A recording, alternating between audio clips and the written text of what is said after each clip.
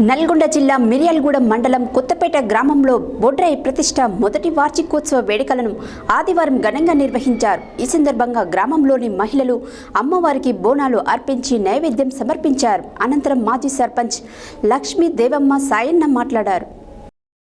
నల్లగొండ జిల్లా మిర్యాలగూడెం మండలం కొత్తపేట గ్రామంలో బొడ్రాయి ప్రతిష్ట మొదట వార్షికోత్సవ వేడుకలను ఆదివారం ఘనంగా నిర్వహించారు. ఈ సందర్భంగా గ్రామంలోని మహిళలు అమ్మవారికి బోనాలు అర్పించి నైవేద్యం సమర్పించారు.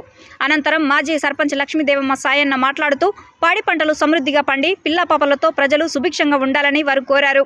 ఈ కార్యక్రమంలో గ్రామ పెద్దలు, యువకులు తదితరులు పాల్గొన్నారు.